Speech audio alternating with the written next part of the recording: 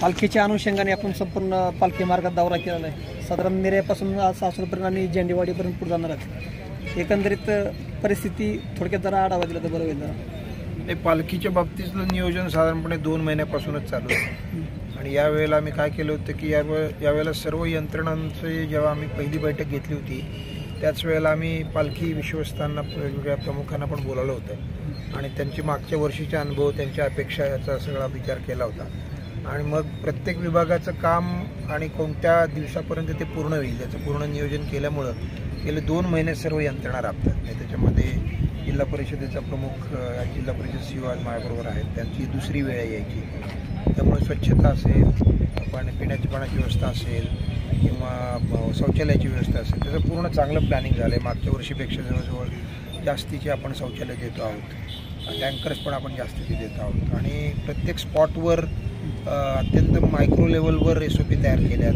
प्रत्येक स्पॉटवर जबाबदार एकाच अधिकाऱ्याची नेमणूक आहे आणि त्याच्या अधीनस्थ म्हणजे सर्व कामकाज होईल आणि त्याच्यामुळं मग मला आणि हे झाले म्हणजे पालखी निगडीत स्वच्छता, आरोग्य, पिण्याचं पाणी किंवा तुमचं शौचालय वगैरेची व्यवस्था, त्याचबरोबर इन्फ्रास्ट्रक्चरची व्यवस्था पण इन्फ्रास्ट्रक्चरच्या बाबतीमध्ये मग रोड्स असतील, ब्रिजेस असतील किंवा इतर काही कामं असतील, PWD, NHAI या सगळ्या यंत्रणा नगरपालिका यांच्या माध्यमातून सुद्धा ज्या ठिकाणी कमतरता आहे किंवा ज्या ठिकाणी गरज आहे किंवा ज्या ठिकाणी त्या लोकांची मागणी आहे त्या ठिकाणी आयडेंटिफाय करून पूर्ण केल्यामुळं खूप समाधानी आम्ही या आता येऊ घातलेल्या 2-3 दिवसानंतर आता सुरू होईल सोहळा। आम्हाला काही अडचण वाटत नाही। महानगरपालिका, पोलीस विभाग, सगळ्या नगरपालिका, सर्व ग्रामपंचायती खूप उत्स्फूर्तपणे, परंतु यंदा दुष्काळाची तीव्रता अद्याप म्हणजे पाणीच नाही, त्याचं नियोजन करून केलेलं आहे। म्हणजे आता सुदैवानं खाली बारामती भागामध्ये चांगला पाऊस पडला आहे,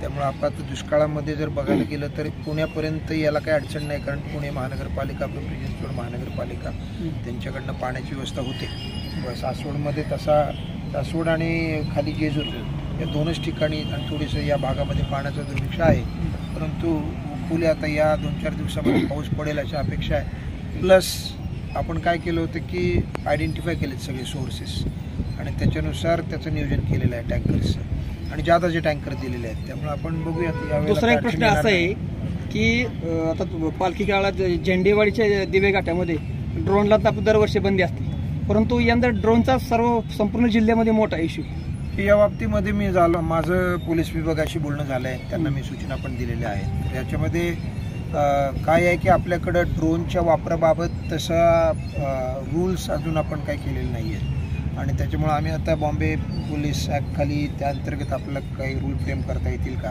कारण त्यांच्याकडे बरेच जे ड्रोनचे आहेत ते वेगवेगळ्या लग्न समारंभासाठी वगैरे लोक घेतात, फोटोग्राफीसाठी पण घेतात। उडवायला परमिशन घेतलीच पाहिजे, त्याबद्दल विशेष नाही। जे घेत नसतील तर ते सापडणं थोडंसं कठीण आहे।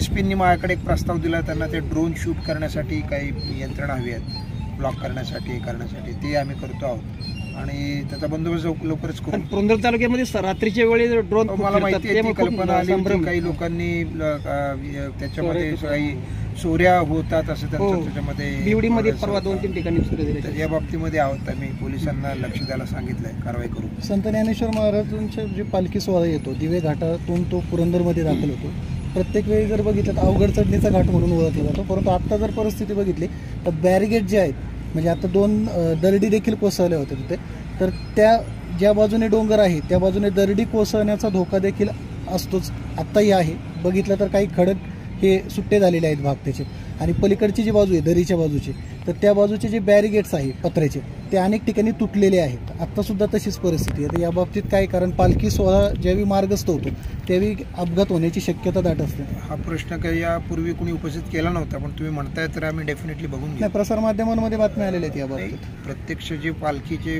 त्यांचे दिंडी प्रमुखांनी पूर्ण 2 वेळा हा रूट तपासला आणि प्लस पोलिसांनी तपासला आणि PWDच्या अधिकाऱ्यांनी।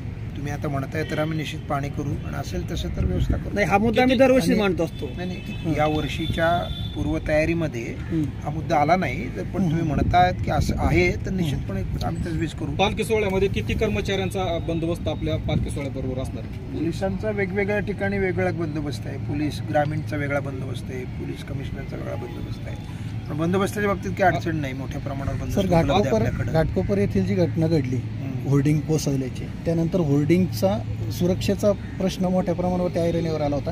आत्ता जर बघितलं तर दिवे घाट ते नीरा ह्या दरम्यान होर्डिंगचं आत्ता तसेच आहेत, म्हणजे त्यावरचे फ्लेक्स काढलेले आहेत. सांगाडे आम्ही आणि ऑलरेडी मुळात सांगाडेच आहेत. पीएमआरडीला पीएमसीला आणि इव्हन जिल्हा परिषदेच्या बाबतीमध्ये त्यांना सुद्धा सूचना दिल्या आहेत.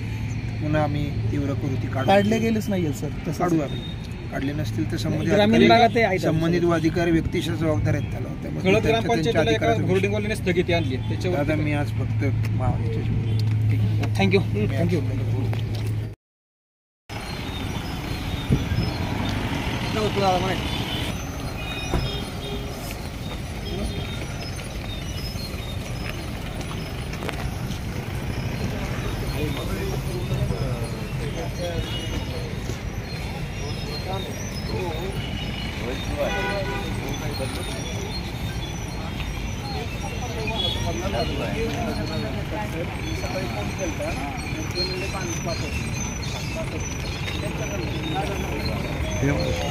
अमृत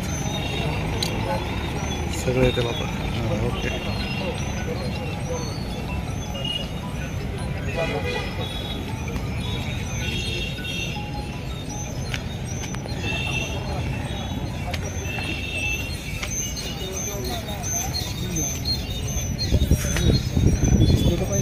काय बघायला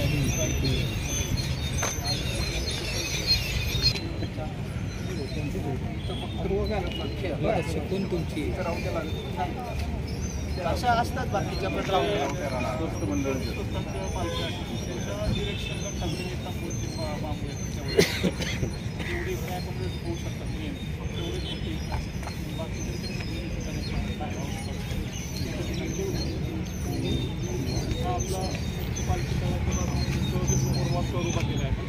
तिकडून आपली दर्शन साधारण